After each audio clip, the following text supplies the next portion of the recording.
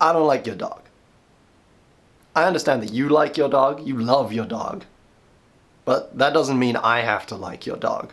Yeah, your dog's different. Every dog owner says their dog is different. It'll be different when you meet him. Yeah, when I meet him, he's still gonna be a dog.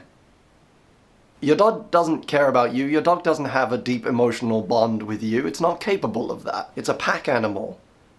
And you've replaced its alpha. You feed it and you shelter it, and because of that, it develops an attachment to you. That attachment could be developed just as easily with anyone else. I could steal your dog, and I could feed him, and look after him, and bathe him, and then he would have that attachment with me. I'm not going to, because I don't like dogs. In fact, I don't really like animals at all. I used to like animals when I was a child. They were cute. We had pets. We had a cat for most of the time I was growing up. We had guinea pigs, hamsters at one point, snakes even. My dad got interested in those. But none of them cared about me. And over the years, I've just lost interest in them completely. The history of modern man, to a certain extent, is the history of the domestication of animals. Agriculture, from the very beginning, relied on the domestication of animals. We subjugate less intelligent species to do things for us. And we're amazing at it. I mean, there are some animals you can't domesticate, like zebras. They're just impossible to domesticate. They'll bite your face off. You can't.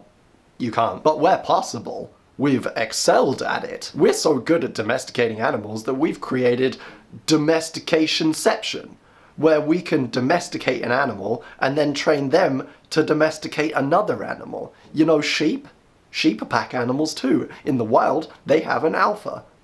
We replace their alpha with a dog that tells them what to do. We're so good at it, we're outsourcing it to animals. I love humans. I am fascinated by humans. The infinite, incredible permutations of human being that exist. Even the terrible ones, sometimes particularly the terrible ones, and I've met plenty. They're fascinating. I can talk for hours with an intelligent human being. Your dog cannot self-analyze. Your dog is not capable of reflexive reasoning. He can't predict beyond what he's instinctively learned through trial and error. He can't think abstractly. He doesn't have a narrative mind. He can't tell or understand stories. He has no language with which to pass the universe around him. He is led by basic instincts and learned behavior. I don't understand why I would waste any of my time with an animal not capable of all those things that humans are. And frankly, I don't understand why you're wasting your time either. Also, can we all just admit right now that what we've done to dogs over the years is basically a war crime? We take sick, feeble, deformed dogs and we mate them with each other so that we get more and even further deformed and feeble dogs. Because they're cute? We breed dogs because they're cute, or they have soft fur, or they run fast, but also they're really prone to cancer. We have stepped in and over the course of thousands of years derailed the evolution of an entire genus because it's fun. That's sick. We have selectively built deformed little balls of fur that wouldn't last a second in the real world and who die at half the lifespan that they're capable of, just because we need something that's like a pillow but that breathes and licks us.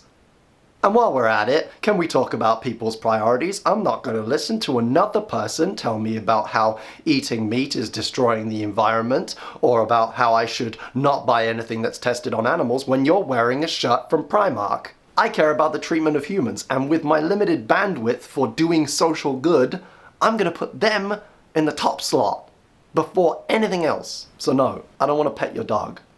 And now you're kind of wishing you hadn't asked.